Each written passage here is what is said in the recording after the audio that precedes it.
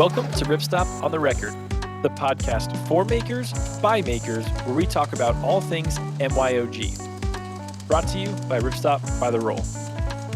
I think it's good, right? Yeah, I think that was a good take.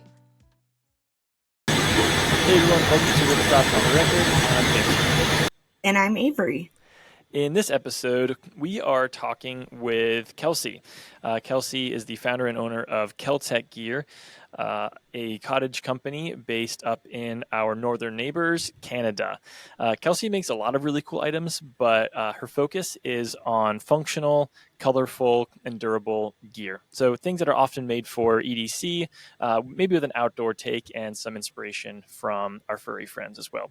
Kelsey makes fantastic gear. We hear all about the design process, what her background is, as well as where you find inspiration for new products and some funny stories about prototyping and some products that didn't make it all the way to the shelf. So stay tuned for that.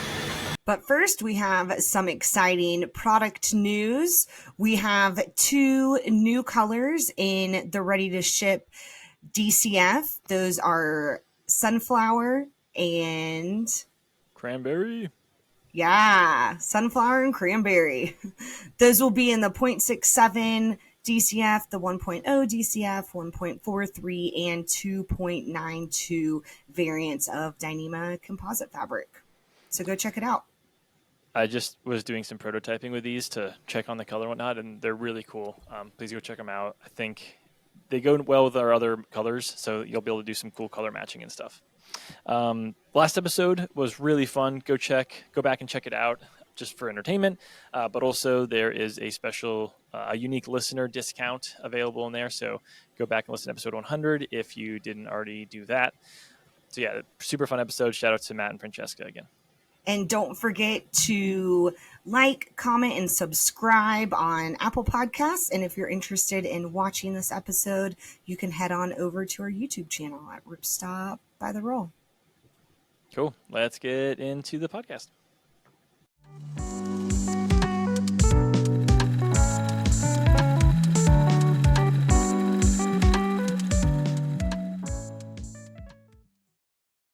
Hey, Kelsey, thanks so much for joining us on the podcast today. Hi, thanks for having me. Of course.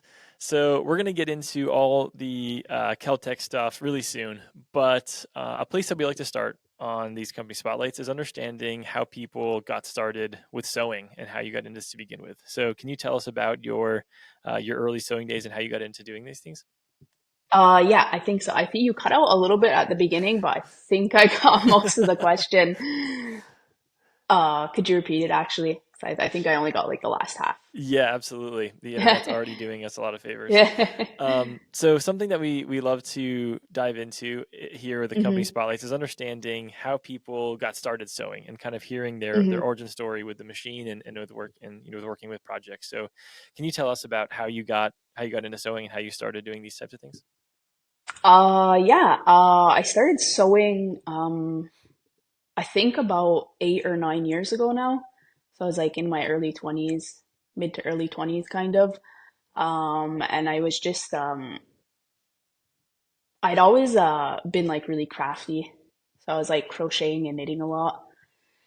And I was like selling that kind of stuff. And I was like, I want to quit my job and do this full time, but like, I don't think I can make like a living on like crocheting. So I started taking some sewing classes downtown in Montreal at one of my friends. She owned like a little boutique, so she was doing like sewing classes at night. So I was working like 6 days a week. And then on my one day off on Sunday, I was going to do like little sewing classes. So that's how I started. And I was just doing like random stuff like clothing, like buying patterns online and printing them out and then doing stuff like that. And I only had like a home machine at the time, a little like plastic singer. So that's how I got started. Awesome. I love the origin story. It's always good to hear Yeah. how people got into it because everyone's path and journey is a little bit different. I read a little bit about your background on your website and your About You, and I know that you went to college and majored in a specific area and have a background there. So do you mind shedding a little bit light around that for the listeners? Yeah, of course. So I graduated 5 years ago now from LaSalle College, and I graduated in technical clothing design, which is like at LaSalle College, it's an AEC, so it's not like a deck. I didn't have to take like French and gym and all that. I just was taking like my main course, but it was so technical clothing is like outdoor clothing. Like if you think of like Arc'teryx, North Face, all that kind of stuff. So that's basically what I was doing. I was very passionate about it, and I still love it. And it was a year, so 2 semesters, and it was at night. I was also working at the same time too, so getting home at like midnight, feeding my dogs, and then going back to work the next morning, and then going back to school. Yeah, I remember those days back in college, like just seriously hustling, going to school, working full time, like making. And now that, I'm in my 30s, I'm like, oh, I don't know how I had the energy to do all of that, but I wish I had that young 20s energy still. Yeah, definitely. What kind of classes did they offer? Or maybe what were some of your favorite classes that you took? Um, we only had 3 classes actually. So we only had theory, patterning, and then sewing. So I only had 3 classes, but they were all kind of like the sewing and the patterning was like it was in the like the sewing room, so it was kind of just like put together. And then the theory was just like in like a class with chairs. But it was very small. It was only we were only 7 people. Wow. And then one dropped out, so we were only like 6 by the end. So it was very like intimate and small, part-time, at night. But yeah, definitely the patterning and the sewing was my favorite. I'm not good at like theory stuff and sitting down and studying. That kind of blends perfectly in with the next question I was going to ask you, which is hmm we find that a lot of makers, and this may be really obvious, but I guess I'm curious about how you see it. A lot of makers are like hmm really hands-on type of people. Like we enjoy having, we learn and we kind of process things with our hands and with our, kind of being able to do stuff, not just like reading about it or seeing. Have you always been a hands-on type of person? And do you remember like when you were a child, always being the kid, I was like taking things apart or just like always building things or always getting dirty or whatever? We've heard a lot of different stories about how people were like hands-on. What was your kind of story like that? Yeah, definitely. I've always been very hands-on, very visual, and like I don't know how to say it, like tactile learner. Ever since I was a kid, I used to sew. I used to hand sew when I was a kid, so with like needles, and I would just experiment with everything. I used to make dream catchers. I knitted a little bit. Anything I could do, like anything I could find, I was doing. I used to buy fur fur skins of rabbits at the powwow here, and I would make like little bikinis in the summer and jump in my pool. I was like 7 or 8. Oh my gosh. You really Yeah. had the vision. That's amazing. Yeah. Um, so I was always doing something. And then, as I got older, I was like, when you're a kid, it's like, it doesn't really like make sense what you're doing. It looks like something, but you don't really know what it looks like. So as I got older, I started like getting better at doing stuff, and it started to look good. I'm interested in the like the material properties of hmm rabbit fur. Like how hydrophobic is it? Like how stretchy is it? it's pretty heavy when you get it wet. I can imagine. Yeah, it just looks like a wet dog once you get it wet. Yeah, yeah, I could Yeah. picture that. So yeah, I was always into something when I was a kid. I played outside. Like this is my yard. I don't know if you can see it, but Yeah. it's just I live by a swamp in the bush kind of. Um, so I was always outside doing stuff, playing with sticks, dirt. That's so much fun. It's Yeah. always fun to hear about people's journey and backstory, and there is this common thread of being a tactile learner and doing things with your hands. I can really relate. Like in college, I was really good at, the classes where we were cutting things apart and doing things with our hands more so than like drawing. I was like, I hate two-dimensional stuff. Just not Yeah. for me. If it's Yeah. flat on a paper, my mind just doesn't conceive. So Yeah. that's great. And you shared a little bit about some of the things that you were working on as a kid and sewing projects. And I Mhm. always think that's so funny that, you know, you were talking about how when you're young, you don't really know what you're doing. You're just making things. And it's always so cute to see like the kid that was always sewing that grew up like yourself to be sewing things and having your own small business, that was just like an interest as a kid and it really carried through your life. So I love that. Yeah. Caltech is obviously woman owned and you're also Mhm. it's an indigenous made company. I'm curious Mhm. to know what that means to you and your own business and to be able to run your own company. It means a lot. I don't know anybody else really like in the kind of like in the community that's indigenous that's doing exactly what I'm doing. Like there's hundreds, thousands of like us doing like what I'm doing, but I don't know anybody else who's indigenous that's doing it. So for me, that's really important to be like I don't want to be the only one. I'd love to see other people do it, but it's definitely important for me to be doing that in this space and being like, hey, I'm here. I'm doing it with everybody else. Um, and I grew up in Ganawage, my hometown, and I still live here. I've lived here all my life. So it's just really important to me to be able to still be living here and doing this business from here. That is so like so prominent, in the community. Do you find a lot of support within your community? Yeah, definitely. When I first started, like it was 100% just community support, just like family, friends. And then it started, a few people from Montreal and then Toronto, and then it just grew from there. So we kind of talked about what Caltech gear does and what you all make, which we'll Hmm. continue to get into. But when did you decide to start Caltech and go full time for that? It wasn't like a super, like, I'm stopping right now and I'm starting a business. It was kind of very gradual. I started like 4 years ago, and at the time I was also working part time at like a little business here in Ganawage. She does like leotards and stuff for like gymnastics and some leisure wear. So I was working there, and then I was doing bags on the side. I wasn't selling them yet, but I was making them.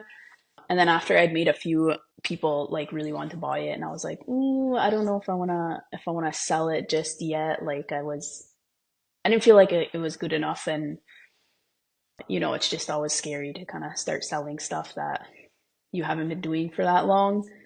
Like when I was crocheting and selling stuff, I'd been doing that for years. So I was super confident in like selling crochet stuff. But like with sewing, I was like, ooh, I don't know about this. So I just started really gradually just doing orders in Ganawage here and there.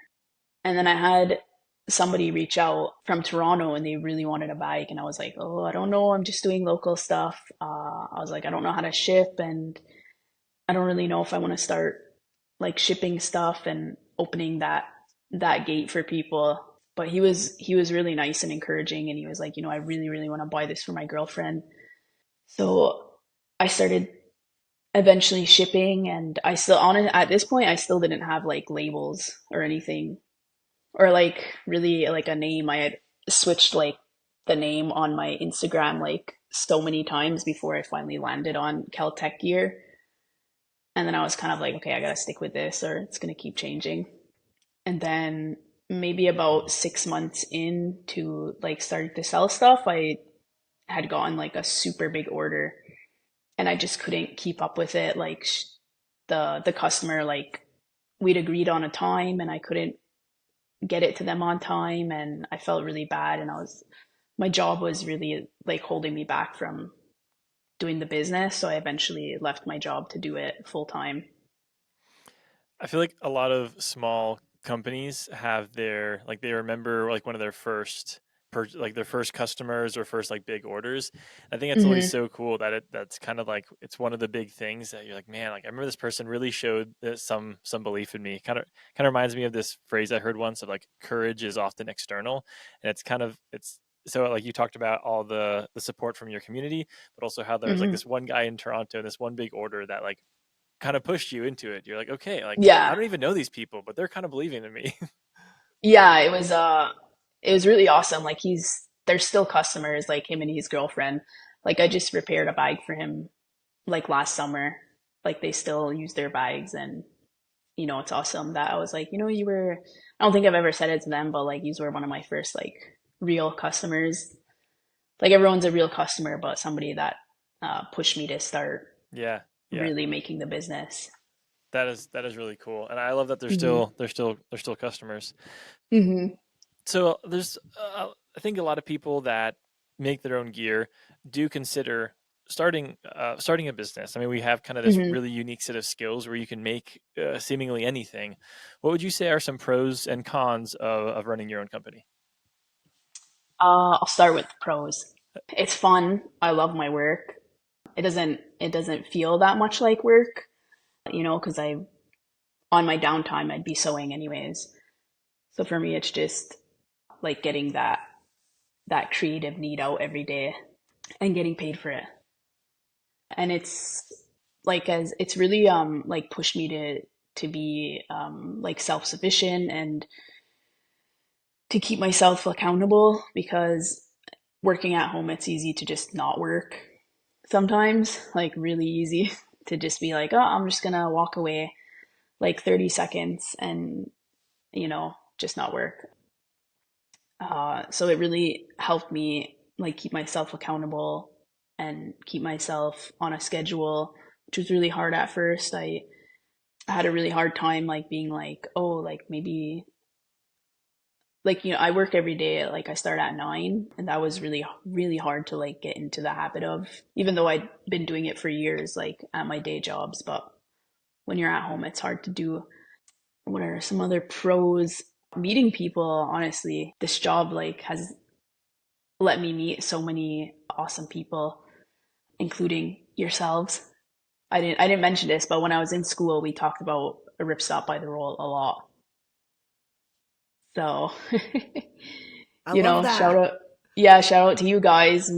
My teachers were always like, "Oh, did you check out Ripstop by the roll? They might have what you need." And some students like had made some orders for some zippers and stuff. So to be able to be on your podcast now is pretty awesome.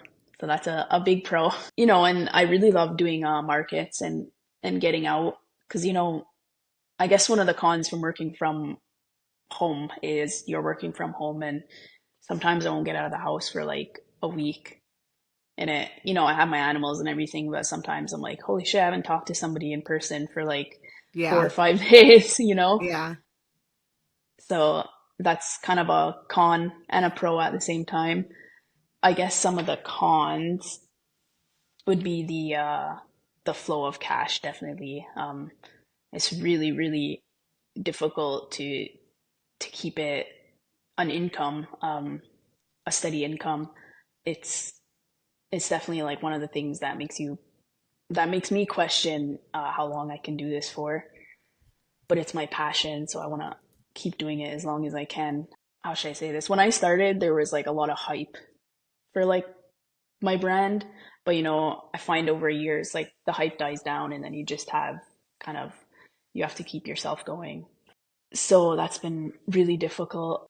What are some other cons? I think that's the only con, honestly, is the money. Is Yeah. the not everything else I find is a pro for me. I love everything about it. You were talking about working from home Hmm. and that separation of life and work.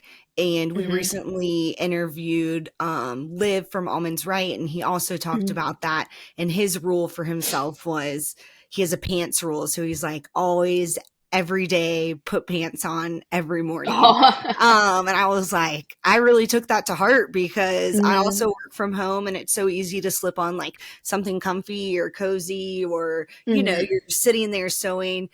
So do you have a rule for yourself that kind of helps you navigate that work from home and work from life balance? I guess mine would be like a coffee. Sweet. You know, when I make my coffee in the morning, it's like I'm making my coffee and I'm going to work. Um, I love that. I work in my PJs, so Yeah. the pants doesn't apply to me. You won't catch me dead in pants in the studio. You know, I can't be Totally fair. bothered. Yeah. But you know, even in my day jobs, I was always trying to make myself be like the most comfortable. So Yeah. for me, the clothing is not it. But definitely, like I still have an alarm on my phone to wake up every day. You know, kind of as if I was at a day job. You Yeah. know, just to not let myself sleep in. And I'm like, okay, I gotta get up now, either work out or you know take the dogs out, feed the animals.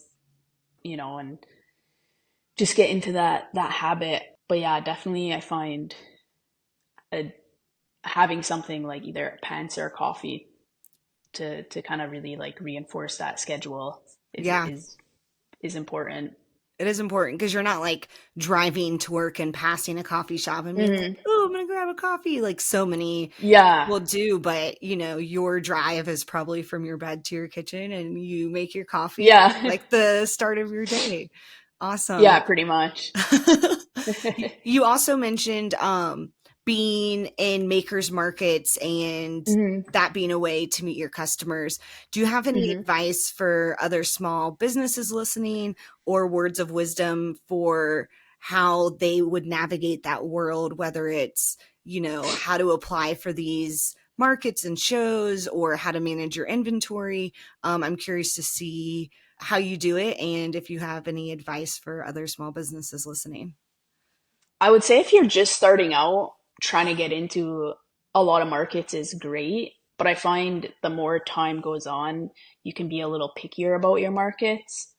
When I first started, I was like, I'm going to get into every single market I can. And I was doing one like every 2 weeks. And I quickly learned which markets were like kind of my clientele and which ones weren't. So, like I mentioned before with the hype, you know, the first few markets I did, I sold out everything. And then, you know, as time goes on, you're not within your clientele anymore and you're not really like selling all your stuff. So I definitely a big piece of advice I would say is kind of to try and be a little picky with your markets. Like for myself, I don't really apply to like an older clientele. So if I'm doing like a market, let's just say like in the West Island, which here in Montreal, like the West Island is where people like it's an older Mm, generation. You know, a lot of people sometimes go to like retire there. right. So, you know, that might not be somewhere where I would sell a lot of stuff. But opposed to maybe doing it like right in the center of downtown Montreal, where it's like kind of a mix of people, I'd probably sell a lot more stuff. And for myself, it doesn't apply to everybody, but I try and do a lot more indigenous markets. Just for me, I find people are a lot more willing to support my brand when I'm at an indigenous market as opposed to not. Sometimes people will just be like, just kind of pass over it. But if I'm at an indigenous market, they'll really take the time to stop and look at my stuff. So we haven't talked about this yet, Hmm. but can you explain um, what it is that you make for people listening that are interested, like what types of bags and what types of gear that you create? Yeah, of course. I kind of label my stuff as more everyday kind of bags instead of like there are definitely some that have like specific like you use it for specific situations, but a lot of my stuff is more like everyday gear for people that aren't really super into like gear and like hardcore backpacking and stuff like that. It's just more for like everyday people who want a really like durable, fun bag. And then also I have like the dog treat bag and the fanny pack that you can put dog treats into. I really like dogs. I used to be a dog trainer, so I try and make my stuff accessible to dog trainers and dog people also. That's one of my big things. But yeah, just a lot of fanny packs, backpacks, bike bags, but everything can be used in everyday life. You don't have to be You don't have to be hardcore into something to use it. Yeah, yeah, no, I love that. I've noticed that about your design as well. That you mentioned the word fun. Like I think your aesthetic and kind of color choices are really awesome and are they're just enjoyable. Like they're not outlandish, but they bring some joy and they're you have a great sense of color and color matching. But your designs are very to your point, they're not highly technical, and I don't mean that at all in a bad way. They're not Mm, technical as in like they don't have to be used for just one thing. They can be used for a plethora of projects or activities or whatever. And so that was actually a question I was sort of going to tap into is hmm that you have a great sense of brand, which is hmm really hard sometimes for a small business, even down to more minute things from your products, from like photography and your use of your logos and stuff.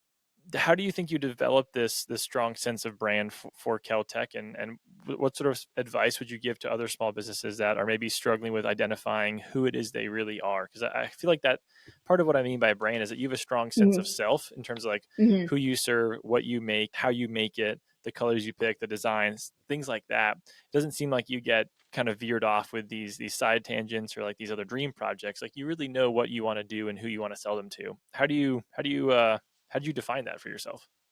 I guess I would say I really inject like myself into my business. I was very like that in school, you know, I would model all my stuff, and I feel like I do that with my bags. I definitely want to be super involved as the face of the business. I don't just want to be behind a computer and nobody knows who makes this stuff. And a lot of the times I kind of make stuff that I just like I'm like, ooh, I like these colors. I like the design of this bag. And I think I try to appeal to people who have that same sense of like style and, you know, and yeah, my bags are very like minimalistic, which I like, you know. It's a minimalistic design, but with like, you know, you can do awesome colors and stuff, or it can be very minimal if you want. And I think that really kind of reflects like myself also. I'm really like that like in my personal life. I just like wear a lot of black clothes, but then I really like to have like fun shoes and stuff like that and like fun accessories like a fanny pack. I guess advice to other brands would be just trying to find like what I guess what makes your brand stand out and try to zone in on that. I wouldn't say try to be like everybody else, you know, because sometimes that doesn't work for everybody. Just try and find what works for you, and you're definitely gonna find like a clientele that likes what you're offering also. Yeah, yeah, no, that's a great point, especially in the like the cottage company sphere. hmm It's kind of the beauty is that you can find like your perfect little corner of the market to have. You know, like that's hmm why cottage companies exist. That you don't have to scale that to be putting out thousands of pieces every month. You can just have your portion of the market, and that can be you. And Yeah. to your point, I think there are probably people for every corner of that market. Like somebody will find you if you serve them. hmm So from a making perspective, and you're someone that hmm has made stuff from sewing, crocheting, bags, clothes, all these different things. I'm really interested in talking to people at design about where they find inspiration and how they come up with colorways and projects and new products and things like that. So where do you find inspiration? One of my all-time favorite brands is the North Face. So I would say from like a mainstream point of view, like that is they're definitely one of my big inspirations. They've always done like funky stuff, like cool cuts. When I was in school, like they were my big inspiration. I think from school, I think I kind of brought that into my bags as well. Um, in school, I also did like minimalistic designs, but with like some cuts with different colors in it. And in terms of like other inspirations, definitely just everyday use. I get inspired by like, can I use this every day? And also like nature. I'm trying to think of what else that inspires me. Well, I think that's actually not that there's anything. I don't mean to interrupt hmm you, but I Yeah. think that's a great point about like the everyday use kind of ideas. That like there's a lot of Yeah. I very much resonate with that, which is why I hopped on and we're Mm. like, yeah, that's such a great point. Like typically just like I get tired of the way something functions in every day, and then I'm like, man, I wonder if I can sew something to fix that. Like Yeah. And I'm trying to think of an example recently. Oh, my car. Yeah. Like the bag's just like flying around the backs of my car. I'm like, is there a way that I can like secure these in some place? Like I can sew Velcro on the back, or can I create an attachment, or like I want something to, to fix this problem. So I totally know what you mean by like the everyday, like, kind of by that Hmm. sentiment of like, yeah, just like by existing, you're like, oh, like how can I make this work better? Yeah, exactly. And also from like, also how can I make it look good? I'm not gonna wear a bag that doesn't look good with my Yeah, outfit. that So, too. Yeah, that's a great point. you know, I love that. yeah. Your motto on your Instagram bio is durable, functional, and colorful bags. So, why do you Hmm. highlight these three specific attributes? Well, they definitely are durable. They're made from great materials. My main fabric for every bag is 1000D Cordura. Nice. Um, so like I use that like that you don't see in the bag, but it's used on like all the inside panels, then get covered with lining. So like the structure of the bag is all that very heavy Cordura material, which I think it's debated in the community, what's the best, what's the favorite. That's just my personal favorite. I love how thick it is. I love the structure it gives a bag. I just love the look of it. And in my opinion, from my personal use, it's one of the most durable out there. So like, you're buying a bag, it's not gonna die on you in a month. It's not from Walmart, it's made with great material, great thread. I have a bar tack, so I bar tack all the stress points. And it's colorful, Yeah. pick your own colors, make it match your outfit, make it match your everyday, Yeah, so that's one and thing that I thought was really fun about what you mhm, do is the customization.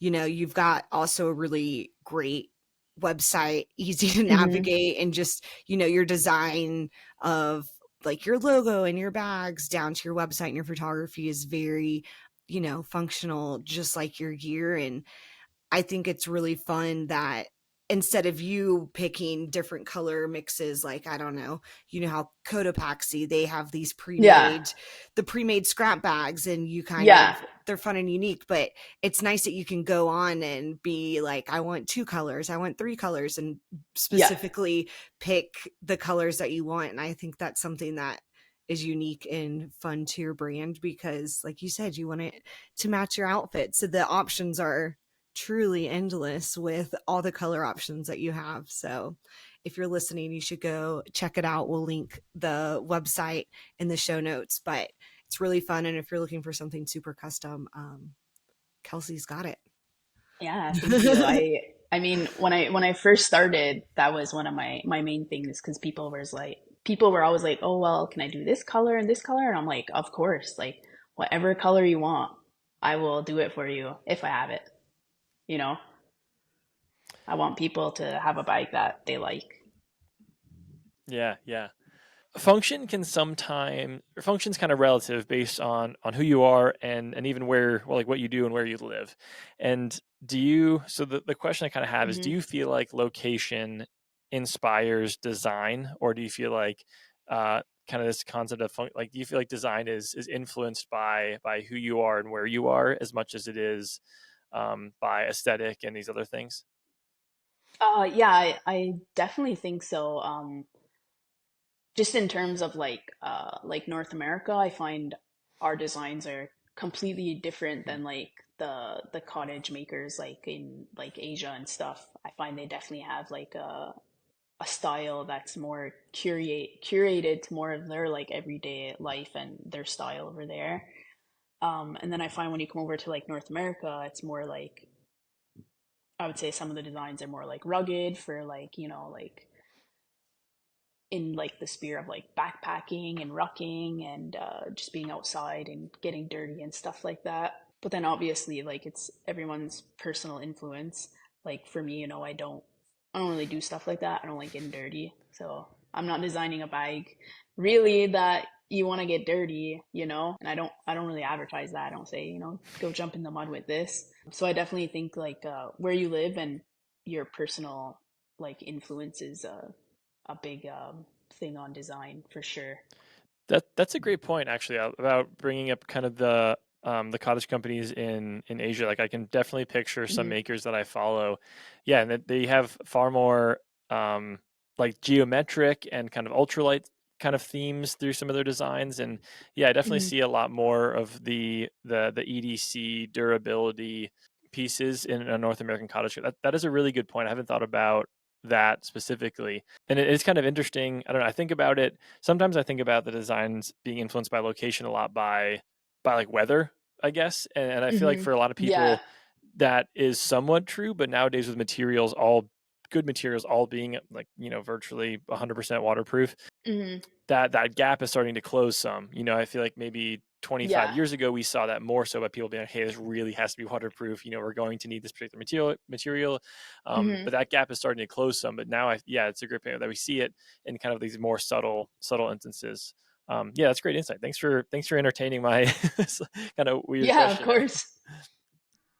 You have 9 or 10 specific products that you sell on your website, from like the dog Mm. training treat bag to chalk buckets and chalk bags. Is there a product Mm. that you've started to test but decided to never release? Many. Awesome. Do you want to share? Many. Yeah, sure. One I had posted, you know what, I'll just show you. Hold on, I have it. And if you're listening to this, you can watch it over on our YouTube channel. Okay, so this was a bag I had made a while back, maybe 2 years ago. So it's kind of like a laptop kind of Yeah. bag, like a sling laptop bag. And I finished it. I finished the whole thing, and I posted like a preview on it on my Instagram saying like coming soon, and then I just never did it. I just never released it. I think the design was great, but it was just like my stuff is really minimalistic, and I don't like to do too much like unnecessary pieces. I kind of try and like to be like, how can I make this bag functional? How can I make it work, make it look good, but not have a million little tiny pieces to sew? So I find this bag in particular just had way too many pieces, and I Mm. was like, if I'm gonna offer this on my website and start getting orders, it's gonna take way too long to like produce this bag for customers. So I never went forward with it.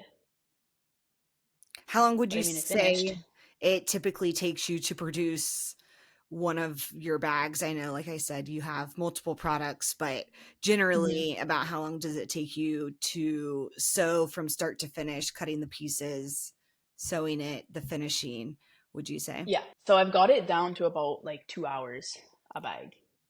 Wow, So start to finish, cutting, sewing, turning it inside out, and finishing it. that's awesome. Yeah. But I mean, it's not 2 hours every day because, Right. drinking a coffee, I'm, checking on the animals, I'm looking for something to watch on YouTube while I work. But if I'm really like sitting down, like when I'm in crunch time, it's 2 hours a bag.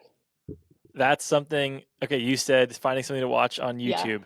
Do you have any recommendations? Because I'm always in this Yeah. boat as like an ADHD Yeah. person. I'm sitting even at my desk trying to do like office work. I'm still like Carter teases me every time because he comes in. I have like my monitor, my laptop, I have my tablet with something on YouTube, and maybe like my phone open with, like a text stream of something. So, what is I need some inspiration for like working YouTube. What do you watch, or do you Yeah. have certain channels that you'd be like, oh, really? Like, go watch this person when you're next time you're working. Yeah, of course. Well, I just want to say that I'm the same way. I've got like my phone, my iPad. I've got like sometimes three drinks, like a coffee, a water, and then something with like electrolytes, and then like Hmm. the hum of the machines. So I'm the same way. I've got like a million things. I like to weekly, like I watch the H3 podcast. So I don't know if you're familiar Okay. with them, but they just talk a lot about like YouTube drama and stuff. Like I love like tea Yeah. channels and stuff like that, you know? Yeah. um, I love but that. when I'm not watching that, I love watching hoarders. So I'll watch like hoarders marathons. Oh, I love nice. watching like not crime documentaries, but I like watching when they like have like the body cam footage and then the footage of like the people and like getting interviewed like in the cop station and stuff like Yeah. that. And then they're doing like Yeah. little cuts like this has never been seen before. Um, I love stuff like that. Yeah. So crime stuff, tea stuff, like drama tea stuff like that. Uh, Yeah. so Not like it's not like it's kind of like brain rot stuff, I guess you would say, you know. The Just mindless. something in yeah, just something in the background to I'm hearing it, but I'm Yeah. you know, it's just helping Yeah. me go through it. So stuff like that. I was going to ask, because Hmm. you do custom orders and then you make things to sell at markets, you were talking about Hmm. it takes you 2 hours to sew a bag. How do you Yeah. go about splitting your time each day? Are you working on fulfilling those custom orders and then also like deciding which products you need more stock in? Or do you just wake up and you're like, I'm going to sew dog treat bags today? How do you Uh, decide how you want to manage the time in your day in terms of what you're sewing? I guess it'll depend on like what I've got in my orders from the website. So if I'm preparing for like a market and I've got like an order for a fanny pack on the website, I'll work that fanny pack into making stock for the market. So I'll do like 4 fanny packs at a time, you know, one's for the customer and the rest are for like the market. But if it's like all different kind of orders, I'll usually dedicate like half of my week to doing website orders and the other half to like market stuff. So that's usually how I split it up. Okay. Keep it simple. Yeah, that's good to know. Yeah. Especially working on time, the time Yeah. management is can be difficult. So Hmm. Yeah. So we can see all your sewing Hmm. machines Yeah. around, and I think most people are always curious about like what cottage companies work Yeah. with and what machines you got. Can you kind of run us through your lineup that you Yeah, got in there? sure. So this was my first machine I got. This is my Juki. I don't know if I can. Am I pointing it at it? yeah. There we go, kind of. Yeah, you're good. Um, Lovely. Yeah, love it. and then I've got my Texo with my coffee and my water and my iPad. Uh, and then I've got my walking foot cylinder. Um, and Ooh. then That's awesome. yeah, and then I've got my newest one, which is 2 years old now at this point. My oh my god, what's the name of it? My bar tack. Oh, Yeah. Okay. nice. Um, so those are the 4 machines I'm working with, and they're all.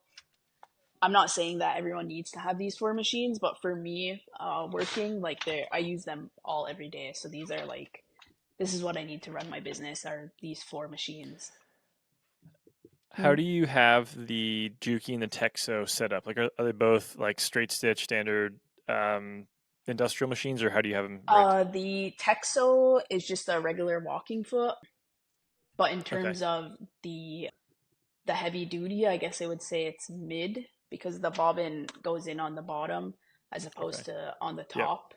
So it's not super heavy duty like the big Jukis a lot of people have, but my cylinder arm is like a more heavy dutier one. Um, but everything's just straight stitch. I don't have like any zigzag. And Yeah. all my machines are set to be like working on the Cordura. So Sure. I usually like I use the Eco Pack a lot.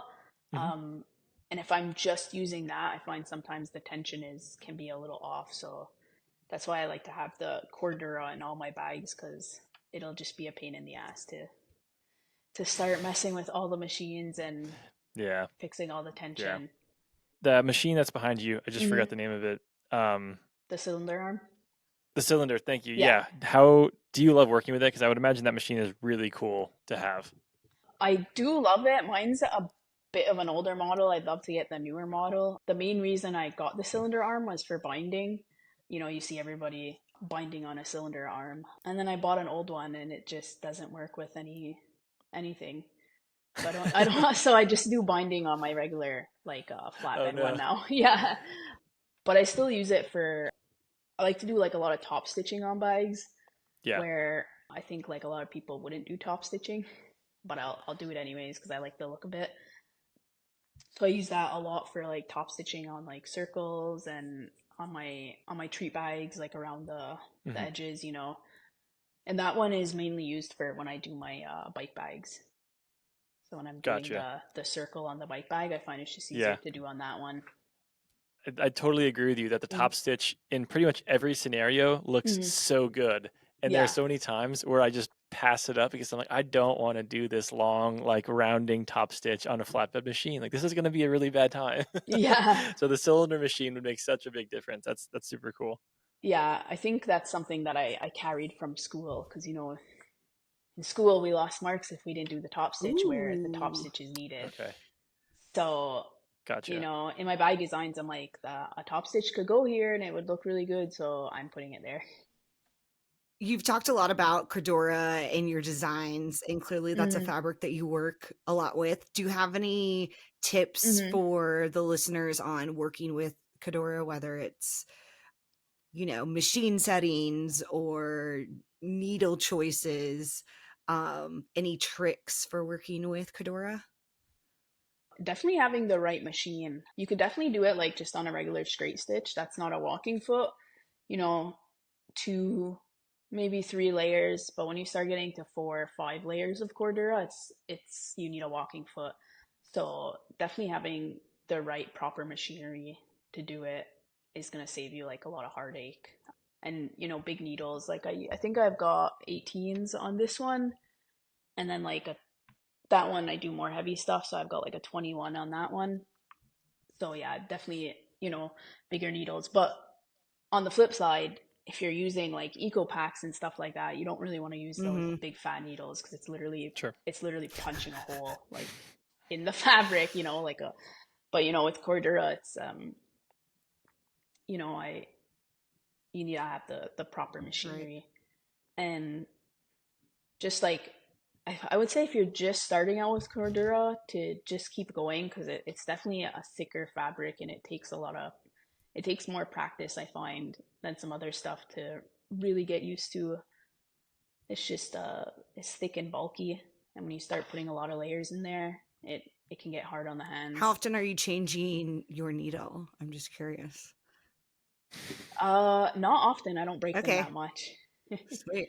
So I've got like everything properly set up. So, but I did when I did make my dog leashes a few weeks back, I broke like 5 needles because That makes sense. my machine is Yeah. yeah, my machine is heavy duty, but it wasn't heavy duty enough for that. So I would have had like to use Yeah. the way bigger jukis for that stuff. Yeah. So we have Hmm. sort of one final, but also maybe like I guess you could call it our flagship question, Hmm.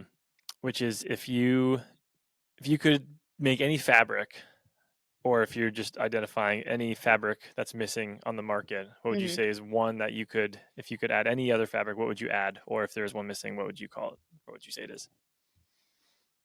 That's a hard question because I love Cordura so much. So I'm trying to think of Well, would you just add more colors of Cordura? You don't have to even remake it. I guess, yeah, yeah. I would add like a hell of a lot more colors, like a Yeah, lot more designs and stuff like that. Like give yeah. me all the colors, I'll take everything. Um, what else? I guess I do miss working with some like a lot of the fabric I used in clothing. So like Gore-Tex and Mm. stuff like that. Like just like 3-ply stuff like that. I found it was really fun to work with that stuff, but I don't know if it would how well it would transfer over to bags sometimes. Because I find some of it, it's like, you get a jacket and it feels like matte and really like kind of like soft. It's Mhm. very like nice to touch. But sometimes, Cordura isn't like you're not touching it and you're saying it's soft. So I would just say Yeah, like in terms of like touching stuff, the outdoor fabric isn't like appealing to touch, and I don't know Yeah. if that makes sense, but I do miss working with those fabrics where they're like nice and soft, yeah, but also durable and waterproof and stuff like that. yeah. Yeah, no, that's a great answer. I agree. I think more colors in a lot of materials would be really cool. I don't know. Hmm. I'm really feeling the earth tones these days. Carter and Isaac used to give me eternal crap for only wanting like black and neutrals, but I feel like some cool earth tones would go a long way as well. I agree. More colors would be awesome. Yeah. Well, Kelsey, it's been a real pleasure to talk to Yeah. you. Thank you for Yeah. spending so much time with us and coming away from the sewing machine for a bit to chat with us. Of course. Could you tell people, we'll Mhm. link it all in the notes, but I just want to make a point, Mhm. tell people where to follow you and where to find you and where they can check out more about what you do. I would definitely say check out my Instagram because everything's linked in my Instagram. So my Perfect. Instagram is kel_techgear, all lowercase. Yeah, that's where you can find me, and everything's linked in my bio. I do have a Facebook, but I don't go on it that much, so Fair. Who if that, does? yeah. And then the link for my website's in there. Awesome. Yeah. That sounds great. We'll link that on there. So please, everyone listening, go check out Kelsey and KEL Tech Gear, see everything that's going on there. But yeah, thanks for being here, Kelsey. You're awesome. Please reach out anytime. Yeah, of course. Thank you so much for having me.